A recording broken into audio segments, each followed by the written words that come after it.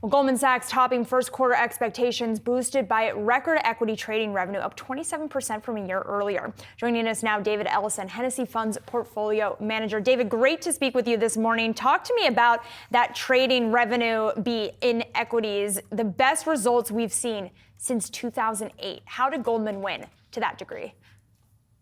Well, I think they've, I don't know exactly, but I think that, they're getting back to their core franchise.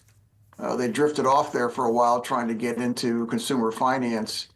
But I think now they're back to, in a sense, their core strengths. And I think they're hiring the right people and they're getting the results.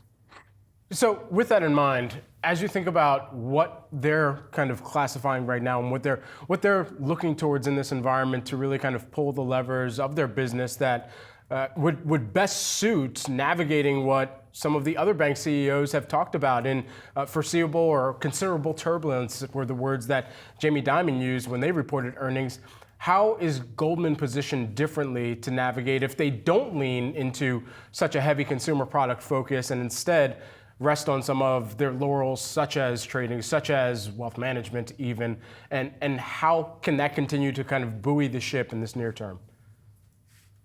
Well, I think historically, that's been their strength. So it's been, trading, investment banking, sales and trading, all those things. And that's been their strength. And I think they do it better than most everybody else. And I think that they'll be fine. I think the issue is sort of where the economy is going to go. And things have obviously changed a lot in the last, 30 days or so, or last 20 days, or maybe the last 2 hours.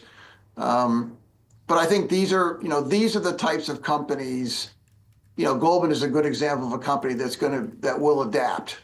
I don't know exactly how, but, I've adapted to the business that I'm in. It has changed over the years and they'll do the same.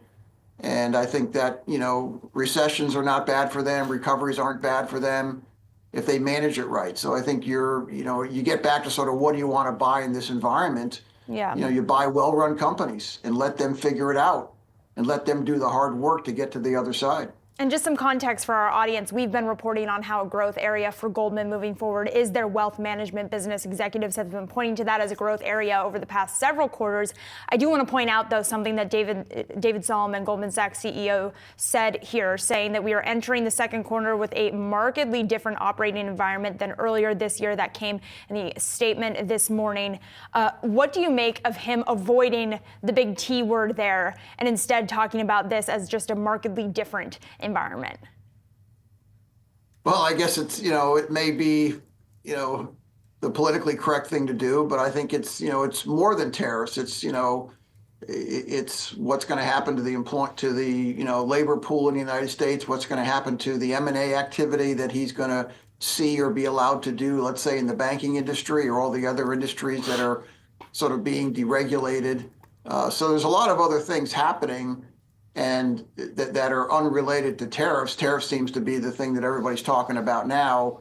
But I think the issue now is, things are a lot different. So the question is, how are you going to adapt to that? So I'm not, I'm not trying to be, the guy that thinks, that everything's going to be great, but I think the companies will adapt and they'll adjust. And I think our job as PMs and as analysts is to try to figure out which companies are going to be willing to do that and make the adjustments and hang on and see what happens. David, thanks for taking the time here this morning. Appreciate it. You're welcome.